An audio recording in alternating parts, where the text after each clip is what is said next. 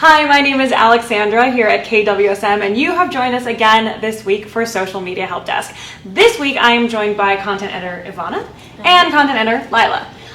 So we've got some fun stuff to talk to you about. We're going to go ahead and start with In the News, which is something that we like to go over. You can see this every week. We look up what's happening on social media to keep you all informed and to keep ourselves informed. So let's start with something that has kind of been a buzz and being talked about is Instagram is hiding likes. So where you see underneath a post that says like, okay, this has, people you know may have liked or people you follow like it, but also 30 other people, 1,000 other people have also liked it. They're hiding that. I don't know how we all feel about this, but Instagram says that it's because they don't want you to feel pressured for how many likes you have, and they don't want the people who are engaging with you to care about how many likes you have. What do we think about how this is going to impact how we look at Instagram? I think it's going to mostly impact the influencers more than anyone else because, for me personally, I don't care how many likes I get, but as an influencer, that your whole job is on Instagram. So to get those likes and engagement is super important for them. So yeah, I think as a business, we've spoken about it on Facebook Live before because it sort of was mentioned previously. Yeah. But now that it's starting to be rolled out in Europe, it's very interesting to see how business owners also struggle with this concept. There's a pro and the con to it. Yeah. The benefit, of course, that as a business owner, you can post content that you feel good about, and you don't necessarily have to worry about the clout that you have, and those vanity metrics don't really matter. So as a business, you personally will look a lot better. But it becomes more difficult to determine how much to pay out an influencer because if you are doing any type of influencer marketing, you won't know if that number of likes is really what they usually get or if they just took a couple of screenshots of their best ever posts and you're paying them something of a higher rate than you would actually need to for that influencer. Are there other ways to find out how influencers are doing? Like, is there places to go online that you can track people's stuff? I know that there's sometimes somebody will come up with an algorithm to look at stuff. I just was wondering. They have their own personal insights, if their profile is on the business profile, which I'm assuming most of them are. It'll have their insights on there, but as a business, if I wanted to check against that, would I be able to find something or not? So now for influencers, there are tools out there that you can measure engagement rate. And so the follower count isn't going away. So you'll always be able to see, do they have 20,000 or 200,000 followers? That will make a big impact. But I do wonder if those third-party integrated platforms that are currently sort of ranking your influencers will no longer have that functionality because Instagram is starting to hide that. Well, how deep are they hiding that too? Because there's always a chance that it's it exists somewhere in the app. It's going to know, because one of the things is you can actually go in and you yourself can go in and click on it and see who's doing it. So the data exists, and I wouldn't be surprised if somebody mines it and finds a way to get to it anyway. I don't know. We'll keep you updated if we hear anything about that. We'll see. The other thing is that Twitter has released a new look on desktop. It has not changed on the mobile version, and some people are reporting that the user functionality is different, and they don't like it. It's sleeker on desktop. I've seen it. It looks nice. I don't have a problem with it. I don't have a problem with it either. I feel good about it. Yeah. You can't go back to the legacy view, though. There's no way to go, I don't like this version. I want to go back to the previous version. So it's going to be a learning curve. Facebook just did this too. They just upped their app and they changed some of their branding, their color and stuff like that. So we see this happen every once in a while. But the one thing that we still haven't gotten is that edit button. Everybody is waiting for that edit button to show up. We just had a conversation about before this went on. I don't want to talk about it because I feel like the edit button is a hot button item every time. I personally don't even tweet that much, but I was I wish I had it just in case you have a typo. But Alex she had a good point to it that, people can change what they were saying. Right. Which, it would be very tricky to... Yeah, and there have been conversations... Sorry to interrupt. But they're having conversations about, could we do an edit button that's within a certain time frame that, you can edit within 5 minutes of posting, but not, hours after, so that if you edit something on Facebook, for example, when we make a post... you can go back in days later and change it up. Yeah, you can even change the date it was posted on Facebook. Right. So. And I think that's why I'm very anti-edit button on Twitter, is that Twitter has become such a news outlet that you will... That's true. News will break on Twitter, and that's why Twitter became so popular. And I can only imagine if we gave someone 5 minutes And this is the major concern, especially with these privacy and security things, is that somebody will go in there, create something that's very innocuous, doesn't mean anything. They've got enough followers that they get tweeted out immediately. Next thing you know, they've changed it, and you're like, now you've said something either horrible and everybody has tweeted it out and now it looks even worse, or you get people who say something horrible that then gets to go away and they can pretend like it never existed. So it's just this like touchy spot. I think as far as privacy goes, I understand why they wouldn't do it. But that does bring up a point that Facebook allows you to do it. Yeah, and Facebook that's the kind of thing I don't think that's going Twitter out there. will, just with the style and the way that it is. I don't think they're going to. I don't think so Facebook's either. a little different, you know, you don't really, I mean, I don't go on Facebook for news very much, but Twitter's like, you know, here and now, like you're seeing what's on your news feed right away, not what was there 3 days ago. So it's just a little different the way they do things. And I would say too that Twitter has a lot more people who are that kind of influencer person, who is someone who's either a celebrity or somebody who's in news, that they're sending things out. Whereas Facebook, I don't repost people's things unless it's from like a group or from like a company, and even then I don't do it that. And I don't think they're going to be, I mean, we care about not, you know, think very thoroughly through what you're posting. It's going to hurt your business otherwise. Definitely. But when you're just a person with an opinion, you can throw anything out there. Yeah. I don't know. I'm very against the edit button, but I get why people want it. Last but not least, LinkedIn has seen a huge increase in engagement. They are saying that they have revealed their algorithm to their users. That was something that they hadn't done before. And what's interesting is the way their algorithm works is the content creators, the more you engage with other users, the more your content gets shared. How is that different from other places? Well, I actually love that concept because networking is huge, especially on LinkedIn. You know, if your business has the right industry for it, I think, yeah, you deserve to have your content being shown to more people if you're in there and actively engaging with others. Yeah, and LinkedIn also recently released, I believe it's called the Sales Navigator Score. And so it's as an individual profile, how much are you doing not to just share content out there, but are you connecting to new people? Are you staying in touch with people? Are you sharing knowledge? And that's really what the foundation of LinkedIn was all about, is job sharing and being able to connect with people in the professional industry. And so I think it's awesome for you know, our clients and business owners that you can now really make a difference, and something that you've probably been doing for years is being that connector and that facilitator, and now you're being rewarded for it. I wonder if it's going to be different, like regarding if you have like a profile as a personal person or a business profile. You know, Like if you'll see different like if it's going to engagement be based on like it? if the engagement rate is different. I don't know. We'll have to test it out. Yeah. Because that kind of depends. I mean, I could see where they would they would want to reward businesses as a group a little bit more to get them out there, since it is so driven by job. But it would be cool if you've got individuals too, because there's a lot of like, I see them every once there's in a a lot while. of business influence out there. I can think of, I think his name is Tom Ferry. He's like one of the most well-known real estate agents, and his stuff is all over LinkedIn. You'll see it everywhere because that's one of his bread and butter places. But he's an individual. I think he probably has a business one too now I think about it, because I think he's like a whole thing and he tours. But I don't know. I think that would be interesting. I think that's a good way to go too, because then it's saying like, if you're out there doing something and actually engaging with the community and other people, then you should get rewarded for it, as opposed to somebody's looking at my stuff and I just only have to put out content. Yeah, absolutely. I don't know. It's kind of cool. We'll probably report back on some of this stuff. I'm sure there will be more to come.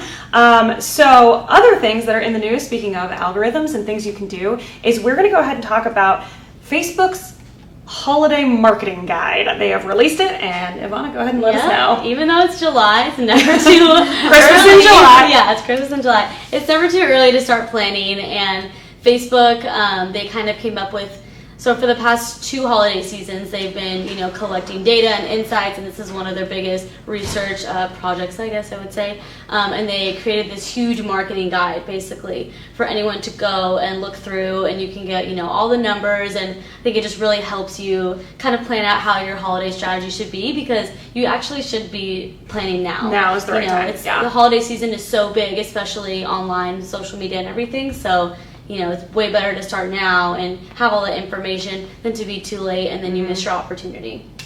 So I kind of just broke it down a little bit.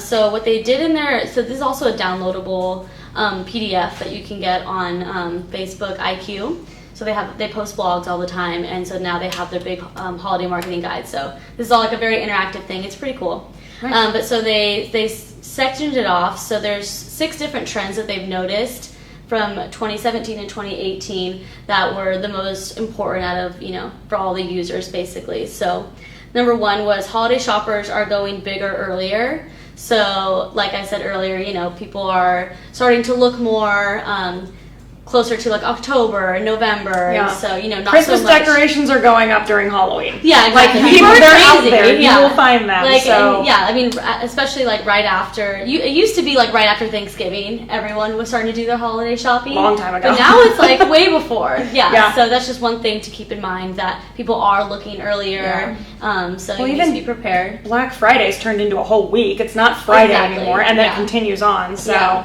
Yeah. they're Just thinking gotta about take it. advantage of it, I Yeah. guess. The second one was shoppers won't tolerate bad buying experiences. So, especially with, people being online for a while now with social media, people are, they're more likely to look at multiple channels or multiple brands than just think, oh, like I need a pillowcase, I'm just going to look at this one place. Like, no, I'm going to do my research. I'm going to, look on Instagram to see, which brands have the best deal or, the best quality, things like that. So that's something to keep in mind. And they're just less willing to have an inconvenient experience. Yeah. So to put an example to that, it's like you're saying, for example, on a website. Like if you Absolutely. are adding to cart and then It's too your slow. cart gets deleted, or your shipping address isn't filling in properly, and that's all just Yeah, or very it's- easy fixes. It's But buried somewhere. It's just like, I don't even know where the card is, when you're losing that kind of thing. And I know in my experience, when I get served ads, sometimes it's like, I don't trust this website. I don't know what it is. So you want to make sure you don't look like one of those. Exactly. And especially with like speed, people want things very fast these days. And so if you're on your phone and you're trying to buy something and it's going too slow, like naturally I would just, exit out, go to the next business, so that's something to keep in mind. Someone else will serve me a similar ad in a few Exactly. minutes. Yeah, and what they said is 85% of global holiday shoppers have had at least one problem when they were shopping on mobile. So that's something to keep, that's huge. So Shopping on mobile I've always found is harder. yeah, It's understandable. It can be difficult to go like, okay, I need a lot of input data, and it's harder to do it on a phone. So Exactly. don't worry, there are platforms out there that help you with that. Yeah, but even with like Instagram now, they have all of their mobile they're shopping. So that's, if you do have that, it's something to keep in mind. And I think like a good piece of advice that at least we do here is be your own customer and go through your own buying experience and see if it's easy and where you have hiccups, and then work on fixing that. Now that you're months ahead of the game. Absolutely. Yeah. Yeah. So the third one was window shopping is shifted into stories. So Instagram stories, Facebook stories, people are using stories so much this year, and I think you guys know that as well. It's a great place to, put ads, and even just if you have an Instagram account or a Facebook as a business, keep up with your stories, even if they aren't paid ads. Have a highlight reel, do things like that so people can, sift through. They're so easy. It's 24 hours. You can make them more fun, a little more loose and creative. So it's a good place, people are going on them more often.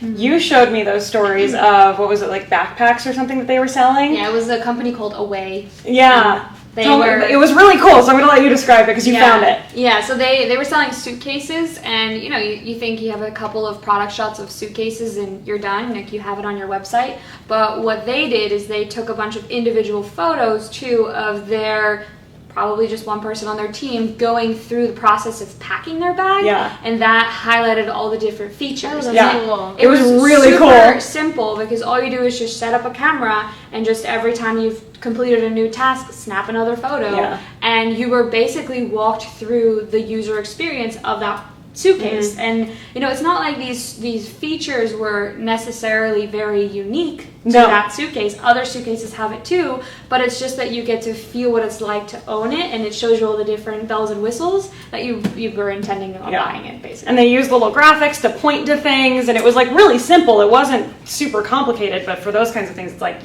use a story. Yeah, Please that's use a story. super important, especially for online buying, things like that. The next one was people are purchasing in-store. Even though online is growing so much, people still appreciate the face-to-face connection, being able to go in, touch the product, actually experience it like you were saying. They want to see it firsthand, so that's just something to keep in mind. Yeah, I mean, as a suggestion then is when you are online, point to your website, but also take the chance to highlight the retailers and highlight where you're located, and share that you're having some sort of promotional day, and like take videos of your local store, so that people know you're there. I've seen brands do that where they go in and take a story of like, hey, you can find us here, and it's like, oh cool, now I know physically where to go. Because sometimes I do, when it's a purchase like that, like I could think of like with a suitcase, I probably wouldn't just buy one online. I'd be like, okay, is this heavy enough? Is it too heavy? Right, like what do I want to see it. There's certain things where it's like, fine, I'll just buy that online, it's okay. But with other things, it's like I do want to go look at it and touch it and get that like tactile experience. I think I'm not saying we're shifting away from online shopping. By no means is that happening, but there is this feeling of like, oh, I didn't even see that in person. I think I've had enough like bad Amazon experiences. And it's like, you just use your online as a way to get them to the store. Exactly. That's what it's really about. Like the stories, that's a perfect window shopping. You can have multiple avenues. It's all good. Right. This next one, it's pretty obvious. Major shopping events have gone global, so Black Friday, Cyber Monday, those types of things. Last year, $6.6 billion was spent in the U.S. alone on Cyber Monday. Wow. So yeah, that's crazy. That's crazy. So I mean, if you have an online store, that's perfect to take advantage of. Yeah, it's so funny because I actually watch for Cyber Monday. I'm like, okay, we've got Black Friday, we've got Cyber Monday. Kind of like looking for things to go, okay, is something new going to go on sale? Right, and I feel like also with like Black Friday, I mean, if you're not the type to go through the crowds and stay up super late on Thanksgiving, like a lot of people tend to do Cyber Monday because you can stay on your couch in your Christmas or like Thanksgiving or Christmas pajamas, whatever you have, and eat and still, shop. It's so much easier. And it's really good to have this conversation ahead of time, because immediately the thought is running through my mind for people who are now looking at, okay, let's do Cyber Monday this year. Start today to have different promos to collect these emails and to really build up your email list in the next few months, so that the day that Cyber Monday hits, you have many, many different people to send your offer to. Yeah, I've seen businesses I've seen this a lot, is they do countdowns. Of like they give peaks, and there's like that little anticipation that like we're gonna give you this much, like this thing's going on sale. Find out more about it in 5 days, and then the next day it's 4 days, and then the next day, and they just keep revealing just crumbs, just little crumbs, and people then you suck me in every time. Which the countdown is also a feature on Instagram. It is. We talked about that. We were very excited about it. And you'll get notification right before and everything. It's great. It's very fun. The last one, which I thought was pretty important that people don't really think about a lot, is messaging is fueling loyalty. So, your audience, people are more likely to start messaging on Facebook and Instagram businesses, and they really appreciate that connection that you don't really normally get on social media with businesses as far, And I've been seeing that a lot too. For one of my clients, they are a vitamin company, and they constantly have people just asking very out there questions that they could easily have asked Google, but they trust the fact that we're a brand and that we'll be able to answer it in such a way that's more tailored to their personal needs. And so just making yourself available is already it means a lot to people. Yeah, especially on social media, when you think of a big brand or something, like you would like to think that there's a face behind that brand that cares about their customers and wants to talk to you. So, making that interaction I think is super important. I think it's an authenticity factor. Yeah, absolutely. Of like, I know I'm going to talk to somebody. I know they mean what they say. I know that they're a part of this, and I know I'm going to get good answers out of it. Yeah. Which a sidetrack conversation that we were having back in the bullpen is automated responses on Facebook a good idea. And there are like two schools of thought there, because in one way, like having that automated response is that immediate gratification and things that you're being told are a good thing and that people are looking for, but at the same time, like what you're mentioning is that personal touch, and rather leave a message unanswered for a little, like maybe an hour or so, because you really want to take the time and craft something that says, hi Ivana, instead of just a stock image. I think it could depend on the business needs and what kinds of questions they get. It's like, how varied are your questions? If you always get 5 questions and you have 5 canned responses, it's like, okay, I probably can manage that a little bit, and then if it gets more detailed, get in there. But I could see you have to evaluate it. That's something we always say. Evaluate what you need and then move from there. Yeah, absolutely. So those were all the major trends that they saw. The next part they included was a holiday planning calendar. So they just have, Giving Tuesday, Black Friday, obviously Cyber Monday, there's free shipping day, things like that to just keep in mind, so you can find that in the downloadable. And then, just kind of base your strategy off of that. The next part they did is they kind of sectioned off the holiday season into phases. So the first one is phase 1. So phase 1 is to prepare, and that would be from June to August. So this is a time to start thinking about your creative vision, your strategy, how you're going to captivate your audience, things like that. So, between these 2 months is really when you should start getting your strategy in place. Yeah. That way you can execute it when it comes time. You're like ready to go. Second one is build momentum. So that one will be from September to October, so in the fall season. As summer's coming to an end, things are kind of dying down from, the sunny weather and things like that. This is when you can start introducing new services, new products, or kind of inch in your sales that way to just kind of, start getting your audience a little more captivated. Yeah. Okay. And then phase 3 is maximize sales. So this is going to be the biggest one from November to December. Really just focus on getting those sales and this is the biggest part. It's going to be the busiest time. So just, all the strategy that you planned, a few months before, just really put everything into place and kind of go from there. Yeah.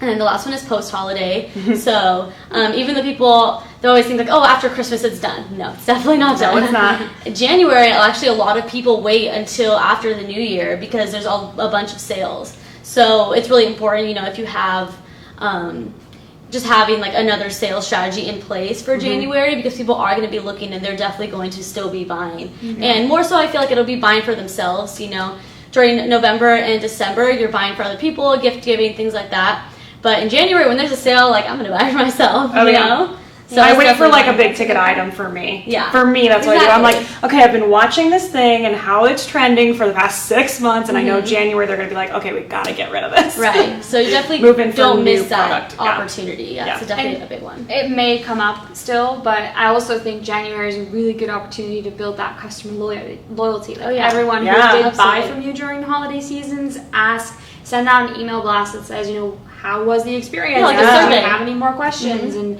if you loved this product or whoever loved this product, can you write a review for us? Yeah, it's a great point in time when people still have you fresh in their minds to ask them for something in return. Yeah, touch base with them, definitely. And then the last section that they had was just basically the insights and all the numbers.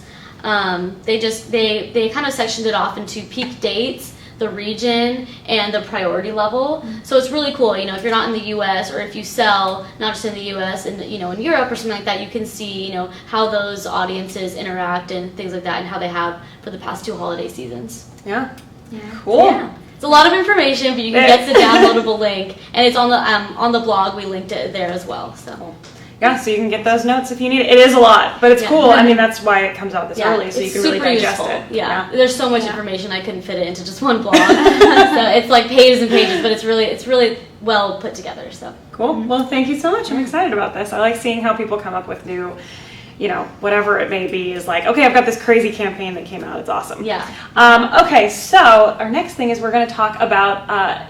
We've seen an uptick in people Googling this lately, and so we want to cover it again, something we've talked about before, but it's web traffic that's coming from Ashburn, Virginia. Lila, what is that all about? Yeah, so Ashburn, Virginia is a very small little town with 43,000 people located in it. And a lot of people, if you, like you mentioned, you can analyze your data, you can see what's happening on your website, and one of those segments that you can explore is the city or the region where people are coming from. And so for us, we do monthly reports, and we find that a lot of our clients are getting hits from this area. And it's also just been something that other people are experiencing. And so it doesn't mean that there are, it's not 50% of the population is all visiting your Facebook page or your website. But what it means is there's actually a AWS, so Amazon Web Services headquarters there. So that's where they house their data, and they are sending a lot of bot traffic.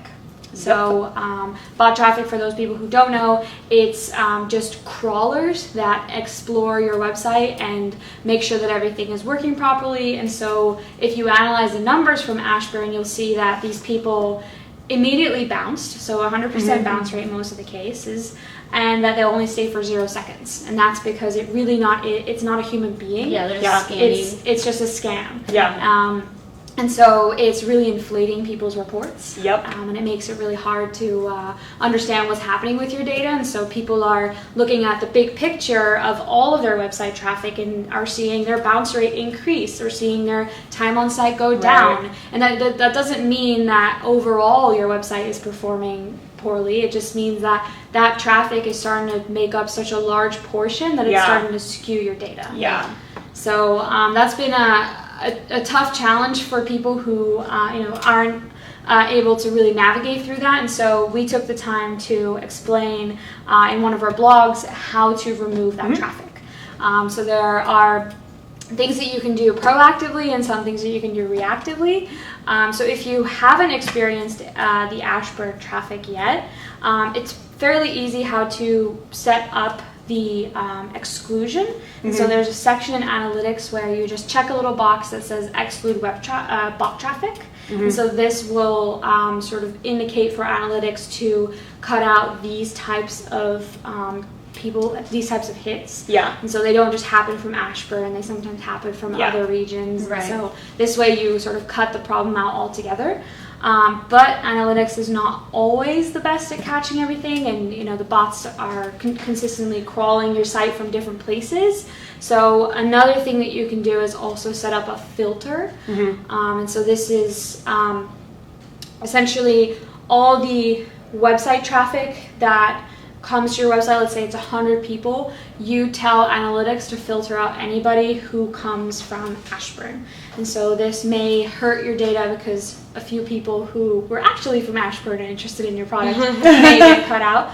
But this way, at least you are able to see all of your data from a filtered perspective. Yeah, right. Much more quality information that you're getting. Yeah, and so something else that you can also do is to exclude the Ashburn traffic in your segments report. So this is not actually deleting the data. It's more so like, just for the sake of this analysis, I'm going to not want to see this group of people. Yeah. And so that's been the most commonly used one here in the office, and the blog explains it and shows you screenshots on how to do everything that I just said. We just happened to notice that people are Googling it a little bit more, so we wanted to bring it up again because we've talked about it before. I think we mentioned it was like March or April, I think is when we started talking about it. So you can find that blog on the site. All right, that is going to do it for us this week. Thank you so much for joining us again, to Lila and Ivana for joining me, Alexandra. We have a couple of quick things that you should know about. If you are in the Atlanta area, we are doing boot camp there. This is our first time doing boot camp in Atlanta. And so you can go to our website, kwsmdigital.com, look up boot camp. You can find out how to sign up, where it's going to be. It's really cool. We believe in education a lot, and so that's why we do this every week. It's not here to tell you, what we're doing, but how you can do it yourself. That's the whole point, and that's what we do boot camp for. And then the other thing is, if you're in the San Diego area, we are doing another one of our video studio days where you come in for a half an hour. We produce 4 videos for you, and it's quick and it's super affordable. And so this one is going to be August 21st in San Diego. We've got some slots available. You should go check out the website. You can get to it through there, and that's where you're going to be able to sign up for us. So that's going to do it for us this week. If you have any other questions, you can email us at tips@kwsmdigital.com. Otherwise, we will see you here next week.